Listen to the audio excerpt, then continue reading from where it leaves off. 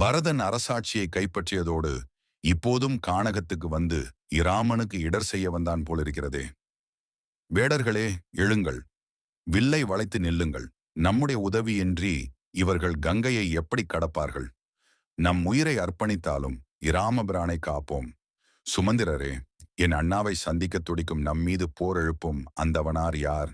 எம்பெருமானே, கங்கை கரையின் கோமான் குகன் இராமருக்கு தீங்கு செய்ய வந்தீர் என எண்ணி போருக்கு தயாராகின்றான். கடவுளே, வேடனுக்கே என் மீது சீற்றமா?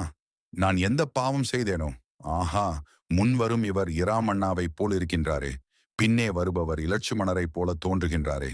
நல்லவரை தீயவர் என்று எண்ணிய நான் பாவி. பரதரிடமும் நற்குணமே இருக்கும். நான் தவறினேன். தவக்கோலத்துடன் துயரம் நிறைந்த கண்களுடன் பரதன் குகனை அணுகினான். பரதரின் பாதத்தில் விழுந்து வணங்கினான் குகன். கண்ணீர் கசிந்தது. அன்பின் பெருக்குடன் பரதன் குகனை தழுவிக்கொண்டான். பகை நீங்கி பாசம் மலர்ந்தது. அண்ணா இருக்க இளையவன் ஆட்சி செய்வதா? இல்லை, ராமபிரானை அழைத்து அவருக்கே முடிசூட்ட எண்ணியே வந்தேன். கதையின் அடுத்த அத்தியாயங்களை தவறாமல் கேட்க எங்கள் சேனலை சப்ஸ்கிரைப் செய்யுங்கள். தொடர்ந்தும் எங்களுடன் இணைந்திருங்கள். அடுத்த அத்தியாயத்தில் சந்திப்போம்.